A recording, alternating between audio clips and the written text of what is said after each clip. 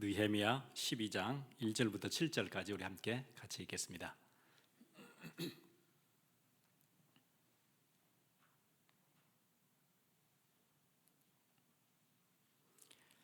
우리 같이 읽겠습니다. 스알디엘의 아들 수룹바벨과 예수아와 함께 돌아온 제사장들과 레위 사람들은 이러하니라.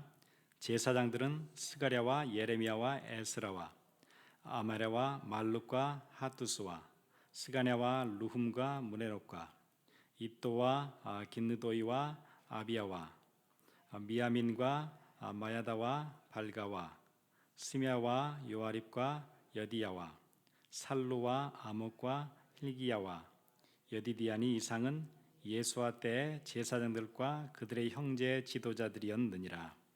아멘. 우리 지난주 느헤미야 11장 같이 우리 보면서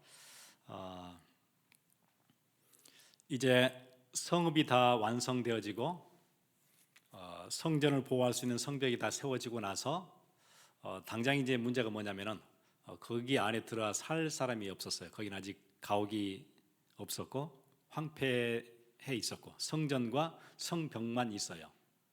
그 근성에 아무도 살 사람이 없었어요. 왜냐하면은 일단 위험해요. 그리고 살 수 있는 거주 공간이 하나도 준비되지 않았어요.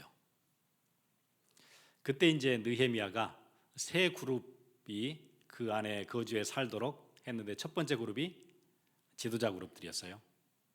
두 번째 그룹이 이스라엘에 있는 사람들 중에 10분의 1은 제비를 뽑아가지고 거기에 당첨된 10분의 1은 그 안에 들어와 살도록 하셨고, 또 세 번째 그룹은 자원에서 나는 여기 주거 환경이 위험하고 아무것도 준비되지 않았지만은 나는 여기 와서 살겠다. 예루살렘이 힘을 얻어야 이스라엘 전체가 사는데 나는 그 일을 하겠다. 이렇게 자원하는 사람, 이 세 그룹이 와서 살았어요. 예루살렘은 중요한 성이었지요. 이스라엘의 중심 수도이기도 하지만은 예루살렘에는 성전이 있어요. 성전 예배가 회복되어져야 이스라엘 전체가 살게 돼요. 하나님의 은혜가 시작돼요.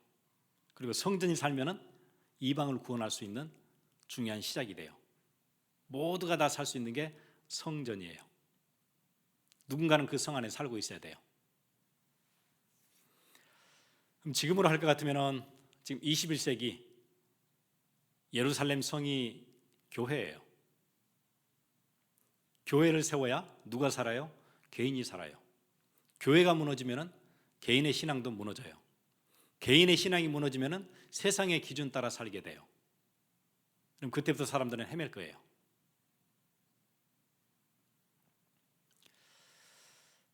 여러분, 그 학생들도 마찬가지고 어른들도 마찬가지고 자기에 대한 정체성, 교회가 무너지면은, 신앙생활이 무너지면은 자기의 정체성이 막 흔들려요.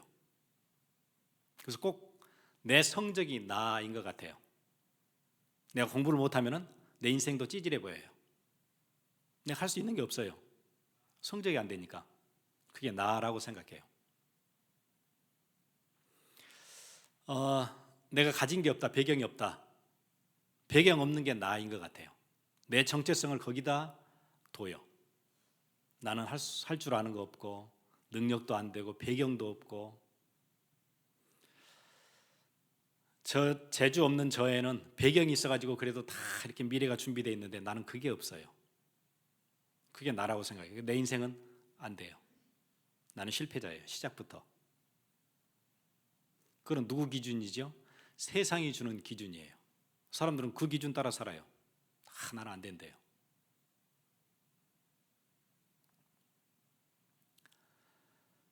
대부분의 사람들은 교회를 다니면서도 기준은 어느 기준을 가지고 있어요? 세상의 기준을 가지고 있어요. 나는 거울을 보니까 나는 못났어요. 키도 작고 얼굴도 못났고 그게 나인 줄 알아요. 그러니까 어디를 가나 나는 자신이 없어요. 못났으니까. 그 기준으로 살아요. 그거는 하나님이 준 기준이 아니고 세상이 준 기준이에요. 그것 따라 살아요. 그럼 어디 가도 힘이 없지요. 자신이 없고. 근데 하나님은 여러분을 그렇게 부르시지 않으셨어요. 뭐라고 부르셨죠? 왕 같은 제사장, 그렇게 부르셨어요. 너희는 택하신 족속이요, 왕 같은 제사장이요, 거룩한 나라고 그의 소유된 백성이에요. 택하신 족속.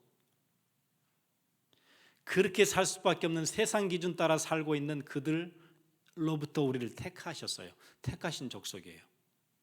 거룩한 나라예요. 우리를 거룩하게 만드셨어요.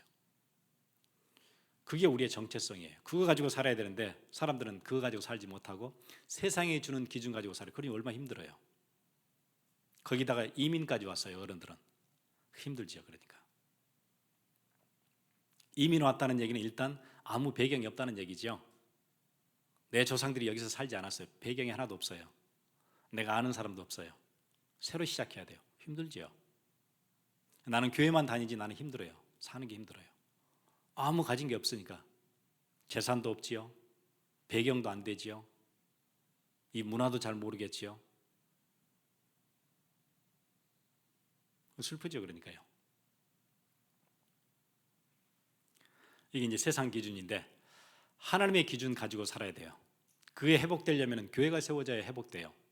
내가 신앙생활이 되어져야, 하나님과의 관계가 회복되어져야 내가 거기서 힘을 얻지요. 그게 다 무너져 있어요. 사람들이 교회만 다녀요. 여러분 아는 사람들 보세요. 주위에 교회 다니는데 기준은 어느 기준 가지고 살아요? 세상이 주는 기준 가지고 살아요. 세상의 주인은 누구예요? 공중 권세 잡은 자 사단이에요. 사단이 주는 기준 가지고 내가 살아요. 그게 나인 줄 알아요. 그러니 얼마나 비참하게 살아요. 왕 같은 제사장으로 부르셨는데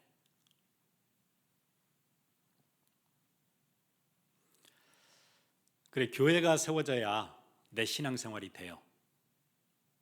그리고 이 교회는 옛날 예루살렘과 똑같이 세상을 구원할 수 있는 유일한 길로 하나님께서 지역에다 교회를 세우셨어요.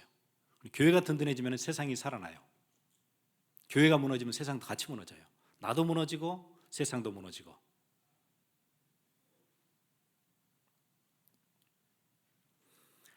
그러면 옛날 느헤미야 시대처럼 지도자, 하나님께서 여기 중직자들을 교회 안에 불러주셨어요. 교회를 지켜야 될 사람들이에요. 그 다음에 그 중에는 자원하는 자도 있어요. 아, 내가 진짜 세상 살리는 복음운동 해야 되겠다. 그래서 교회 찾아온 사람들도 있어요. 자원하는 자들이에요. 그런데 뽑힌 자도 있어요. 제비 뽑혔어요. 내 의지가 하나도 들어가지 않았는데 어떻게 하다 보니까 내가 이 안에 들어있어요. 지금 친구 따라 왔는데, 부모 따라 왔는데, 누가 소개해줘서 이 교회 왔는데 그냥 와 있어요. 그냥 내 의지는 없었어요. 와서 보니까 내가 이 안에 있는 거예요.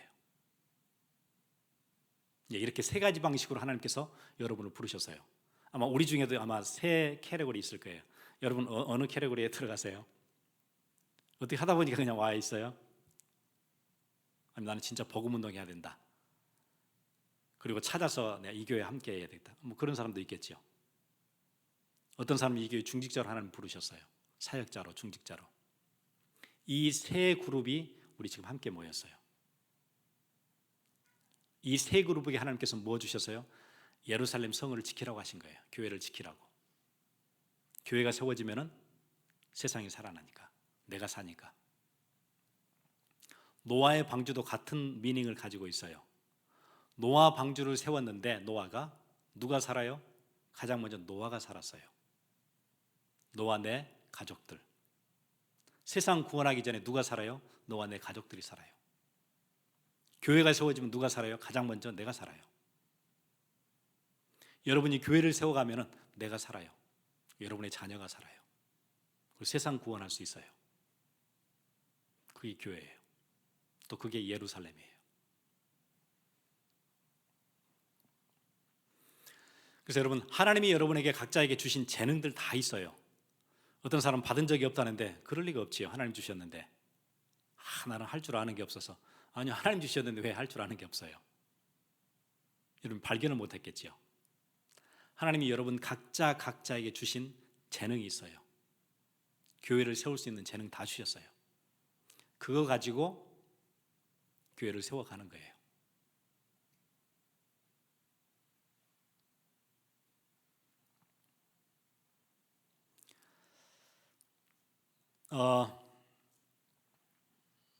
예를 들어서 화분 하나, 예쁜 그 꽃병 하나를 누가 깨트렸어요, 밖에서. 꼬마가. 그러면 이제 어떤 사람은 급히 가서 빗자루를 가져오겠죠. 쓸어 담겠죠, 다치지 않도록. 또 어떤 사람은 그 꼬마가 손이 다쳤으면 와서 약도 발라주고, 이걸 어떻게 병원을 가야 되나 그러는 사람이 있겠죠. 또 어떤 사람은 달려와서 괜찮아, 걱정하지 마, 울지 마, 괜찮아, 이거 깨질 수도 있는 거야, 괜찮아, 나중에 사다 놓으면 돼, 괜찮아, 이렇게 위로하는 사람도 있겠죠. 한 사건이 발생했는데 각자의 하나님 주신 탤런트를 가지고 돕는 거예요. 어떤 사람은 봉사하는 일을 하지요, 어떤 사람은 위로하지요, 어떤 사람은 그 사람의 개인에 대해서 케어를 하지요. 각자가 한 사건 안에서도 하나님 주신 것 가지고 섬기는 거예요. 교회도 마찬가지예요. 어떤 사람은 위로하는 사람으로 교회를 세워나가고, 어떤 사람은 봉사하는 사람으로, 어떤 사람은 깨진 꽃병을 대신 사다 놓기도 하고, 하나님이 각자에게 느끼는 대로 주신 게 다 있어요. 왜 받은 게 없어요? 있거든요. 나는 하나도 재주가 없고 받은 게 없어서, 그거는 주신 분한테 모독하는 거예요. 그렇죠? 분명히 주었는데 받은 게 없대요. 그게 아니고 우리가 발견을 못한 거예요. 하나님 내게 주신 것, 그거 가지고 교회를 세우는 거예요.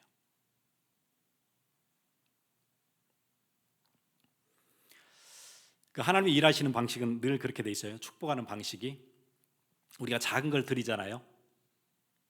그러면 하나님께서 거기에 축복하세요. 그리고는 다시 돌려주세요. 오병이어의 기적 그렇게 일어났어요. 꼬마가 보리떡 5개, 물고기 2마리 주님께 바쳤어요. 작은 거였어요. 그냥 도시락이었어요. 아마 한 사람 도시락이었으니까 물고기가 크지 않았겠지요. 조그마한 물고기 가져왔을 거예요. 보리떡 5개니까 한 사람이 먹는 거니까 조그마한 조각들이었겠죠. 그거 5개. 물고기 2마리. 그거 드렸는데 주님이 거기에 축사하셨어요. 그리고는 다시 돌려주세요. 꼬마는 점심 그냥 드리고 굶은 게 아니에요. 다시 돌려받았어요. 그리고 자기만 돌려받은 게 아니에요. 풍성하게 돌려받았어요. 하나님의 축복과 함께. 5천 명이 먹고 12광질이 남았어요.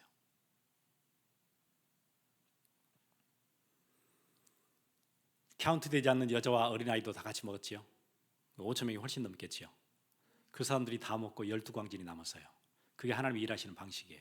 여러분 작은 것 하나님께 여러분의 재능 가지고 드리면은 하나님 거기에 축사하시고 다시 돌려주세요. 받을 때는 풍성하게. 그래서 오늘 느헤미야 12장 우리 같이 보겠습니다. 느헤미야 12장은 이제 쉽게 얘기하면 절정이에요. 절정. 느헤미야서의 절정인데, 이 top of the mountain 아니면은 뭐 어떤 클라이맥스 이런 거예요. 고생 죽도록 해가지고 성벽 쌓고 밖에서는 막 공격이 들어오고 막 살해 위협이 있고, 그러니까 한 손에는 무기 들고 한 손에는 막 벽돌 나르고 이렇게 일을 했어요. 그리고는 성벽이 완성되어졌어요. 그리고 예배가 회복되기 시작했어요. 그리고 이제 그게 다 끝난 뒤에 거기에 거주할 사람을 다 뽑고 나서 이제 그 성 안에 머무를 수 있는 사람들이 다 이제 차게 됐어요. 그래서 이제 그 성에 그걸 뭐라 그러지요? 기공식이라 그런가요? 한국말로 다 끝났을 때 하는 거, 테이프 커링 하는 이제 그런 게 이제 느헤미야 12장에 나오는 내용이에요. 이게 이제 다 완성돼서 이제 축제를 하는 그런 장이 12장인데, 가장 먼저 오늘 읽었던 이 본문이 시작돼요. 스알디엘의 아들 수룹바벨과 예수아와 함께 돌아온 제사장들과 레위 사람들은 이러하니라. 그래가지고 그 사람들 명단이 쫙 나와요.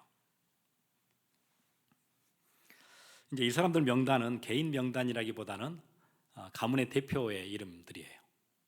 그러니까 예를 들어서 아미랴, 말둑, 핫두스 그러면은 그 사람을 대표로 해서 그 자손들이 그 가문들이 같이 온 거예요. 여러 사람들이 함께 같이 들어왔던 이제 명단이 나와 있죠. 감사합니다. 그럼 첫 번째 명단은 스룹바벨과 함께 돌아온 사람들이에요. 그리고 8절부터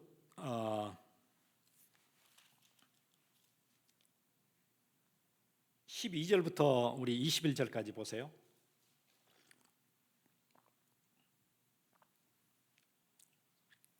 12절부터 21절까지는 요아김 때의 제사장. 그리고 이제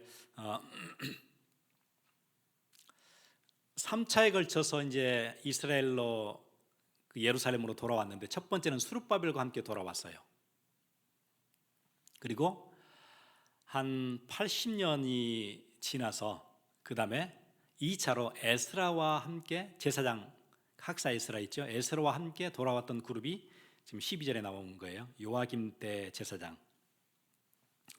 그 다음에 22절부터 26절까지는 26절 제일 밑에 보세요. 총독 느헤미야와 제사장 겸 학사 에스라 때에 있었느니라. 예, 총독 느헤미야와 함께 왔던 3차 귀환했던 사람들의 명단, 세 명단들을 썼어요. 오래전에 스룹바벨과 함께 왔던 사람, 그 다음에 에스라와 함께 왔던 사람, 그 다음에 느헤미야와 함께 왔던 사람. 지금 기공식을 하는데 뭐부터 지금 얘기하고 있어요? 지금 우리가 50일 만에 성벽 공사를 다 끝내고 우리가 지금 축제를 하지만은 이게 여기서 시작된 게 아니야. 여기서 시작된 게 아니야. 옛날 스룹바벨과 함께 초창기에 왔던 사람들, 그 사람들의 피와 땀, 결단, 헌신 있었기에 우리가 이거 가능했어. 그거 기억해야 돼. 우리 지금 축제하고 끝날 일이 아니야. 초창기에 왔던 사람들이 있었어.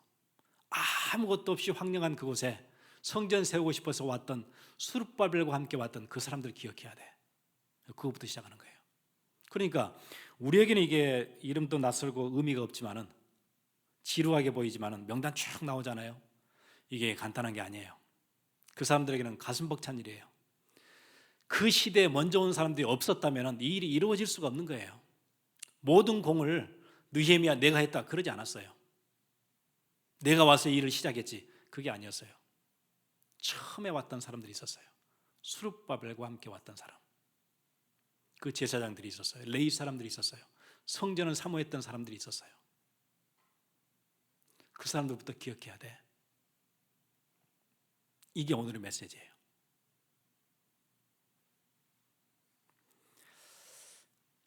아마 우리가 이런 걸 그냥 가볍게 알고 쭉 읽으면은 아이고 뭐 이름이 이렇게 많이 나와 이게 그냥 지나갈 수 있는 구절이지요.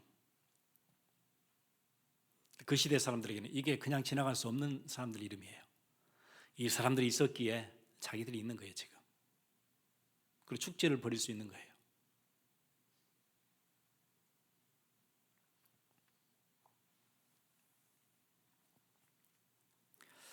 여러분 그 페르시아는 바벨론이나 아시리아처럼 학정을 베풀진 않았어요. 애굽처럼 역사에서 보면은 특히 페르시아를 세웠던 고레스 대단한 사람이죠. 세계 최고의 정복자라고 볼 수 있어요.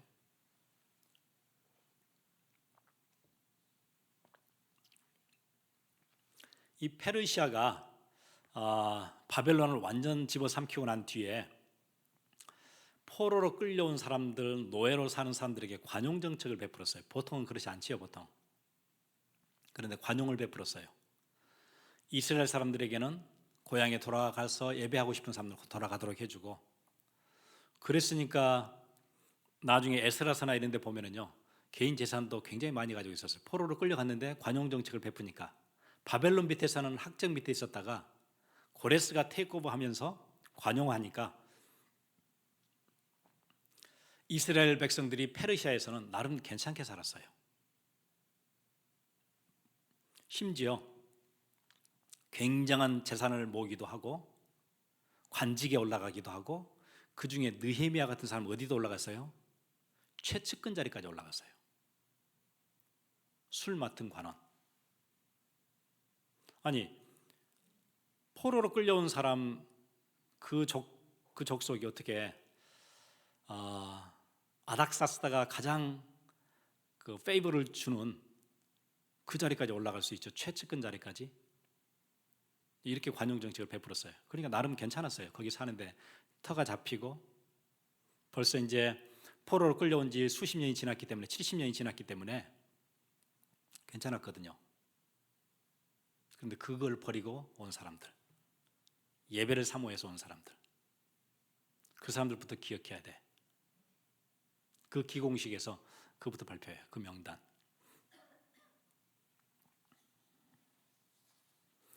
아마 요즘 같으면은 그러겠죠. 무슨 건물을 짓거나 큰 빌딩을 짓거나 아니면 교회를 헌당하거나 그럴 때 보통 뭐 우리 그 가서 보면은 뭐 감사패 뭐 이렇게 있지요. 이제 그런 거예요. 감사패 누구를 돌려요? 건축위원장도 아니고 뭐 헌신했던 사람도 아니고 그 전에 있던 선조들, 이 땅에 처음에 왔던 술밥들과 함께 왔던 제사장들과 레위 사람들.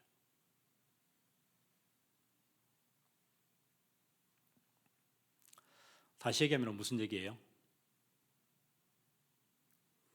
교회를 세우기 위해서 헌신했던 사람들 하나님이 잊지 않으시는 거예요. 우리에게는 의미 없이 들릴지 몰라도 하나님은 의미 있게 보셨어요. 중요하게 보셨어요.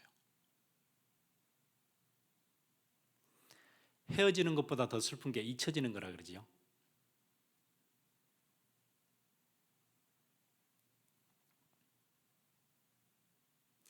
우리가 사람들을 만났을 때도 섭섭한 게 그거잖아요. 전에 만나서 같이 식사도 하고 얘기도 했는데 기억이 안 나는데 죄송한데 이러면 섭섭하지요. 아니 그때 얘기도 우리 했는데 나를 기억 못한다. 어디 가서 누구를 만나 반갑게 인사했는데 글쎄요 어디서 만났었죠? 이러면 되게 섭섭하지요. 하나님은 그들을 잊지 않으셨어요. 기억하셨어요. 교회를 세웠던 그 사람들.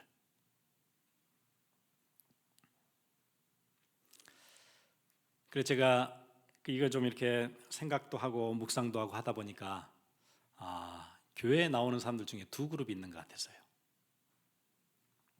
역사를 보고 성경을 보니까 교회를 다니는 사람들이 있어요. 그리고 교회를 세우는 사람들이 있어요.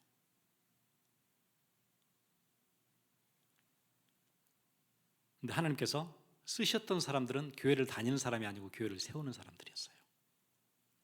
그거 제가 이렇게 보게 됐어요.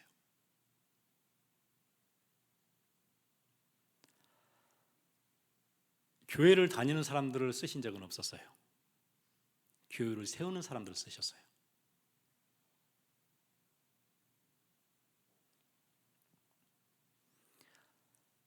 다윗 시대에도 사람들은 다 교회에 가서 성전에서 예배했어요. 다녔어요. 절기 때 가서 예배하고.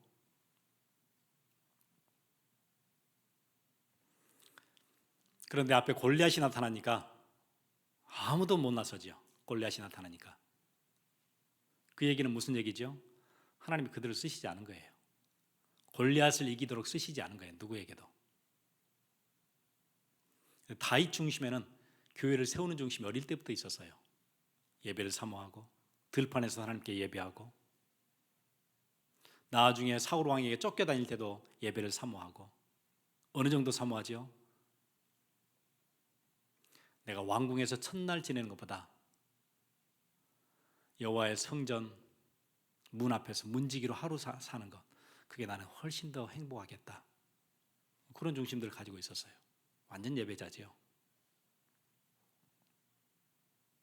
하나님께서 그에게 골리앗 이길 수 있는 힘 주셨어요. 교회를 세우는 사람들. 교회는 그리스도의 몸이거든요. 그리스도의 몸을 세우는 사람들. 여러분 이 축복 받으세요. 여러분 밖에 나가면 교회 다니는 사람 많아요. Sunday 10 o'clock, 11 o'clock 사람들 우르르 교회 갔다가 우르르 빠져나올 거예요. 그런데 하나님 그들 쓰시지 않으세요. 교회를 세우는 사람들 쓰세요.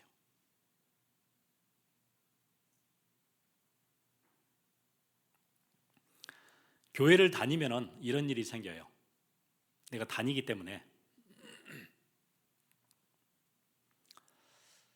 작은 일이 생기면 시험 들 거예요. 다니니까 그냥. 교회 부족한 게 있으면 그게 확 눈에 크게 보일 거예요. 내가 다니니까. 세우는 사람은 그렇지 않지요. 교회 부족한 부분이 있으면 세워나가야 되니까 그걸 내가 메꾸겠지요. 내가 거기 헌신하겠지요. 만약 무너진 곳이 있다, 세우는 사람은 가서 자기가 세우겠지요. 다니는 사람은 무너져 있으면 관리도 이렇게 안 해. 제대로 좀 하지. 교회가 영 안 돌아가네. 그러겠지요. 왜 다니니까 나는.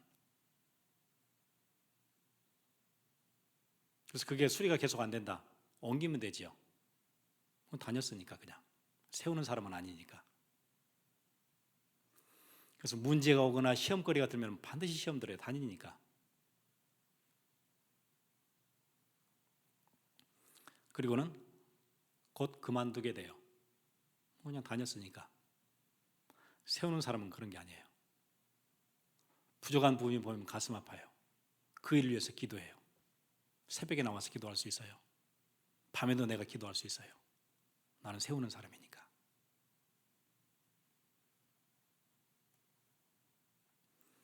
여러분 그 축복 속에 들어오세요. 하나님이 가장 귀하게 보세요. 로마서 16장의 일꾼들이 그 일을 했어요. 신약에서는 하나님이 굉장히 기뻐하셨지요. 바울과 함께 교회를 세웠던 사람들이에요. 예배소에서, 빌립보에서, 골로새에서, 고린도에서, 로마에서 자기 교회를 세웠던 사람들. 이 사람들은 다니는 사람들이 아니에요. 교회를 세우다가 핍박이 오거나 반대에 부딪히면 순교했어요. 세우는 사람이니까. 다니는 사람은 안 가면 돼요.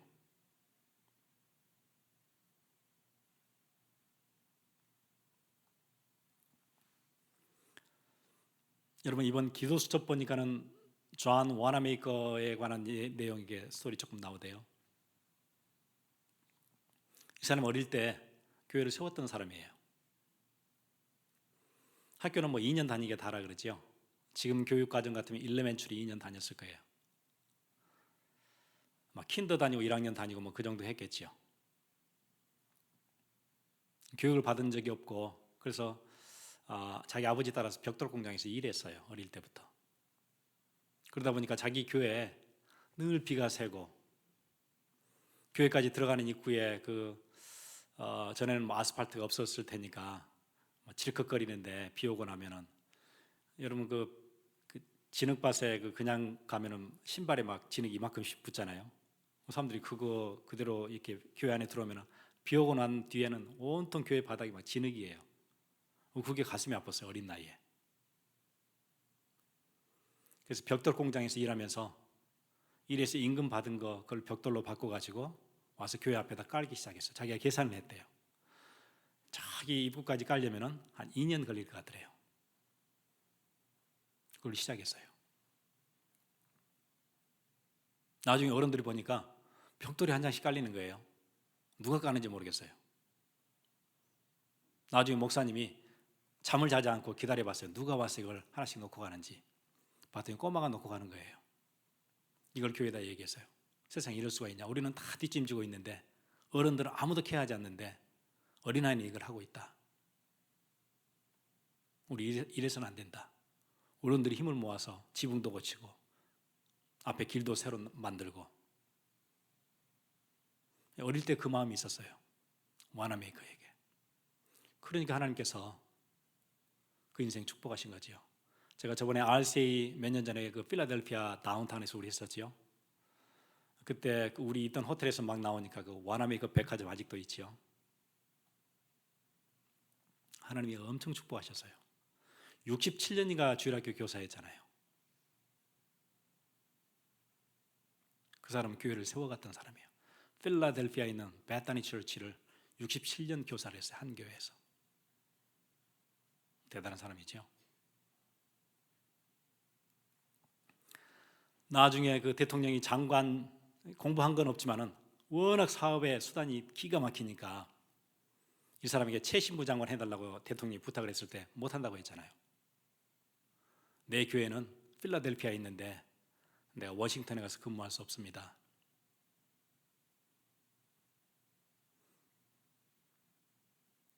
교회를 세우는 사람이에요. 자기 교회 나중에 주일학생이 2,000명도 넘지요. 그 학생들이 이름을 다 외웠대요. 완전히 교회를 세운 사람이에요. 대단한 중직자지요.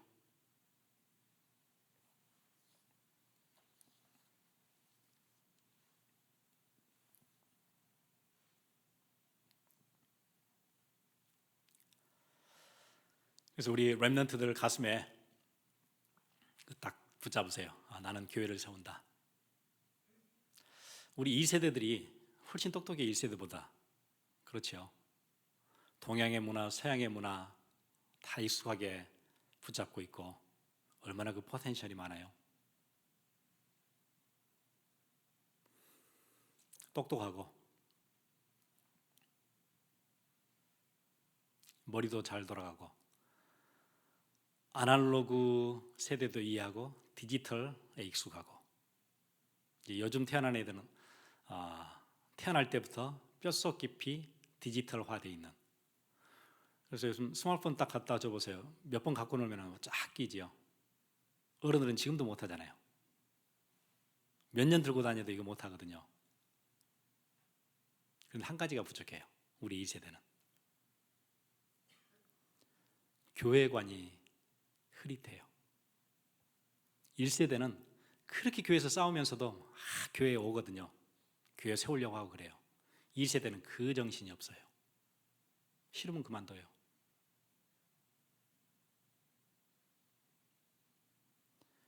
그런 세대 가운데 누군가 내가 교회를 세우겠다 이런 우리의 학생들 렘넌트가 있다면 하나님께서 엄청 축복하실 거예요. 가장 기뻐하실 거예요. 여러분 그 자리에 서세요. 교회를 세우는 일은 나를 살리는 일이고 내 가정을 살리는 일이고 세상을 살리는 일이에요. 하나님께서 그 어마어마한 일을 세상을 구원하고 생명을 살리는 일을 의회에다 맡기지 않으시고 시리홀에 맡기지 않으시고 교회에다 맡기셨어요. 교회는 그래서 가장 영광스러운 조직이에요. 그 교회를 세우는 거예요. 그리고 기억하세요. 여러분의 부모 세대 늘 부모 불평하고 그러지 마시고 여러분 부모 세대가 있었으니까 여러분이 신앙 안에 들어오고 복음 안에 들어온 거예요. 감사하게 생각하세요. 오늘 느헤미야는 그것부터 기억하지요. 스룹바벨과 함께 왔던 제사장. 그들에게 감사한다.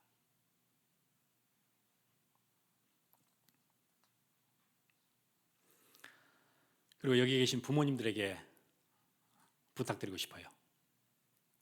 여러분이 큰 일을 해야 되는 거 아니에요. 우리 능력 한계 있고 이미 시간도 많이 갖고 한 가지 중요한 일을 할 수 있어요. 자리를 지키세요. 여러분 있는 자리를 지키세요. 제일 안타까운 게 그거예요. 부모가 흔들려요. 흔들려요. 시험 들어서 흔들리고. 왜 시험 들었겠죠?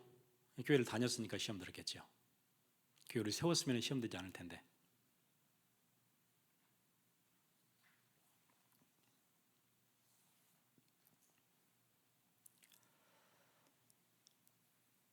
그래서 보여주셔야 돼요. 그 현대 철학에서 그 사람 뺄 수 없는데 비트겐슈타인,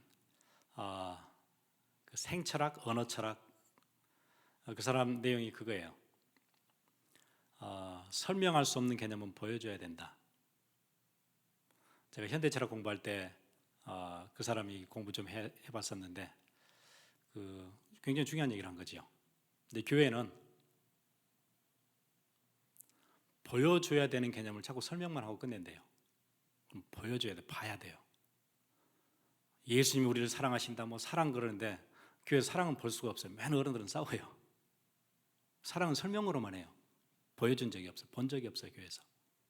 내 부모를 통해서 본 적이 없어요. 시험 앞에서도 하나님을 바라보고 설명은 들었는데 본 적이 없어요. 우리 부모는 시험 들 때마다 헷갈려요. 흔들려요. 그건 보여줘야 돼요. 설명할 수 없는 개념은 보여줘야 돼요. 그래서 예수님이 우리에게 사랑한다고 설명하지 않으시고 십자가에서 보여주셨어요.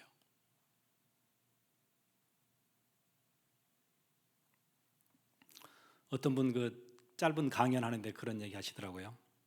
아마 교육하는 사람인 것 같아요. 자기는 부모님들이 아이들에게 카리스마를 가지고 길러가지고 잘 되는 경우를 거의 본 적이 없대요. 왜냐하면 아이들을 기를 때는 카리스마보다 훨씬 더 강한 힘이 필요하대요. 그 힘은 존경심이래요. 내가 누구를 존경하게 되면은 그 사람 말을 듣게 됐대요. 듣게 돼요. 힘이 없어도 목소리가 작아도 그 사람을 믿고 그 말을 들을 수밖에 없대요. 존경하니까. 그는 카리스마보다 훨씬 힘 있는 거예요.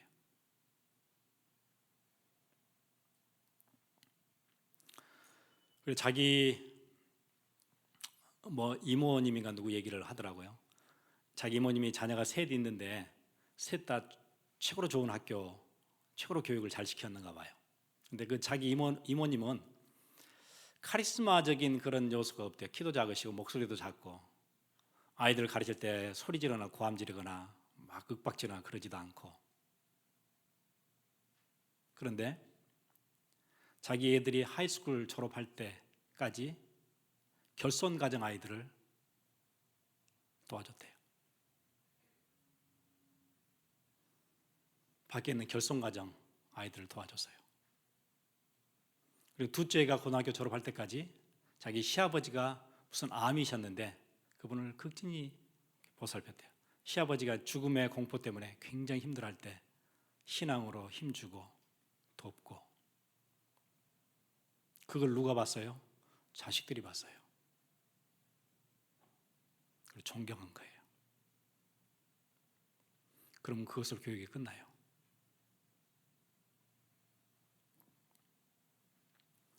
대부분의 최상위권에 있는 학생들은 그 비결을 물어보면 하나같이 자기 부모에 대해서 얘기를 한대요. 자기 마음속 깊은 곳에 뭐가 있는 거죠? 부모에 대한 신뢰, 존경이 있는 거예요.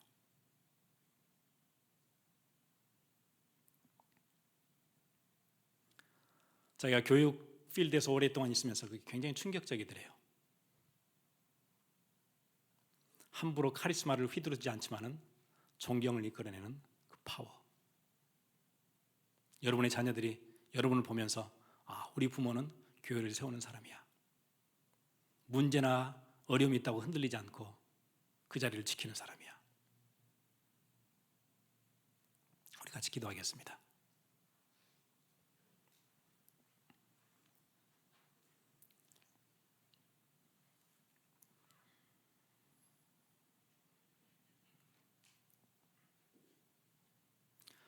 여러분, 교회를 세우는 사람으로 사시지 않겠습니까?